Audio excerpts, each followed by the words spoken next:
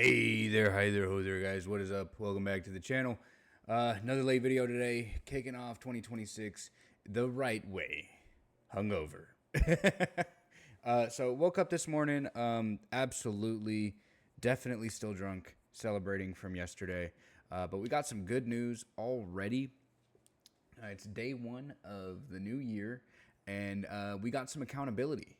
You know, I've seen this from multiple sources. This just so happened to be the one that I pulled up from Kirko. But a class action lawsuit filed on December 31st, 2025, accuses Drake, Adin Ross, Stake US, and co-defendant George Wynn of promoting an illegal online gambling operation while allegedly using the platform's internal transfer features to conceal how funds were used to finance a scheme to artificially inflate play counts of Drake's music across major platforms, such as Spotify. The suit claims Stake falsely marketed itself as a social casino to avoid gambling laws, misleading users about how real money gambling and payouts actually worked. Plaintiffs Lashana Ridley and Tiffany Hines identified the complaint as Stake U.S. users within the United States allege that promotions by Drake and other defendants encouraged them and others to engage in unlawful gambling. The lawsuit further alleges that Stake US's tipping program and internal transfer features played a central role in how funds were handled on the platform, making it difficult for users to see where payments were coming from or going to. The lawsuit seeks at least $5 million in damages and claims that platform was used to obscure transmissions of money in furtherance of their ongoing music betting companies. Camping. Wow. I'm over here trying to fight a yawn, as I always yawn in my videos. It says, furtherance of their ongoing music botting campaigns. Jeez Louise, that was difficult to say. But here we are, man. I had a feeling this was eventually going to come. Definitely not with the whole botting of Drake's music, because Drake's like the biggest artist on the planet. I didn't really... he's not literally, but he's one of. Definitely in the top 5. Maybe 10. But I didn't think that he'd need to bot his numbers. I guess, you know, as he's gotten older, in my opinion, his music has kind of gotten worse consistently, relatively. But I guess, you know, they want to keep those high records going. That's how they make the money.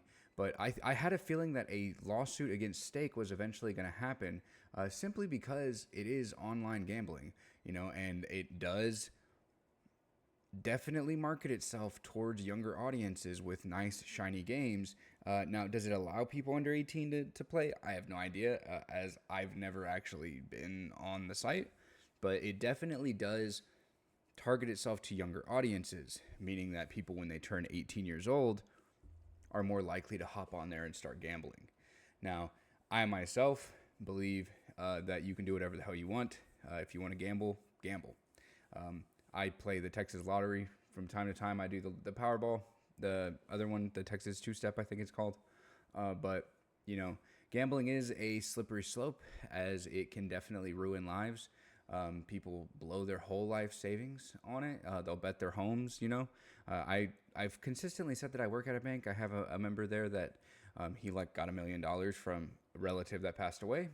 And in less than a year, he's whittled it down to less than $80,000 because he gambles so much. Now, sometimes he does win, but most of the time he loses, which is how most of these people are going to unfortunately end up. And now, it's no strange occurrence or hearing to know that a lot of the money that these guys like XQC, Adin Ross, Drake are betting with is actually money that's funded to them from probably Stake US itself. But I think that this is just the tip of the iceberg, as more of these online casinos start to get cracked down, because they're eventually going to start getting to a point where they're going to be hurting people's lives. And I feel like that is definitely going to affect them and cause more people to wake up, so to speak, and realize that there was a reason why gambling was banned or heavily regulated. And we've kind of like reeled that back as we go into the recession of critical thinking. you start to see more of these things normalized, and you start to really realize just how bad they are.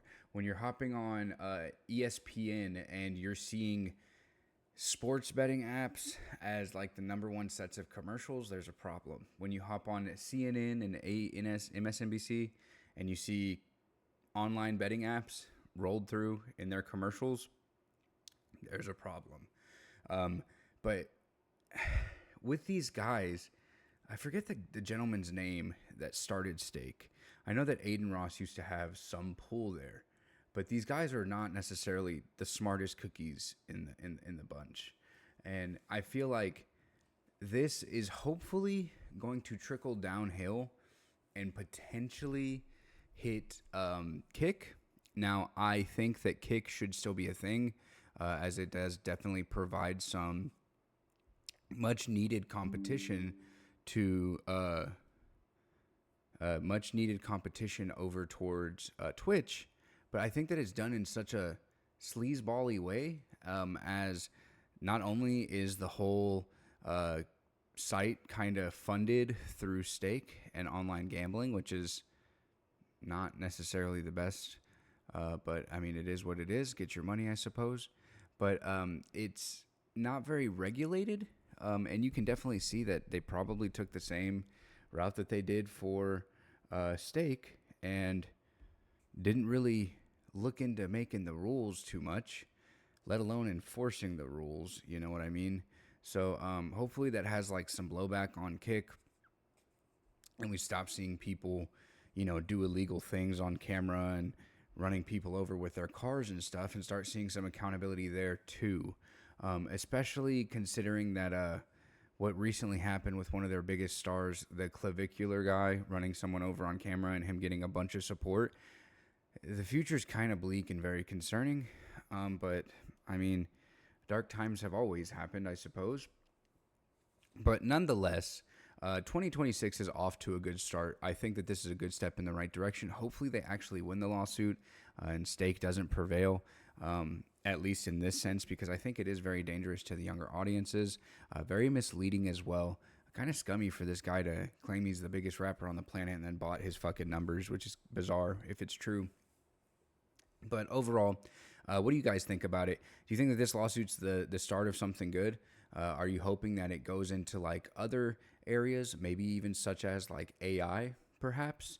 Would you guys like to see that happen? Maybe, some of these websites start to take actual accountability, and especially for some of the content that they're allowing people to put out. I don't know. Let me know down below in the comment section. Hit that like, hit that sub, all that good stuff. We have some more videos coming up this weekend. Tomorrow we're going to be starting our first live stream of the year, and then Saturday we'll do one early off as well. So I hope to see you guys there. I appreciate you for stopping by, and I'll catch you guys tomorrow. Peace.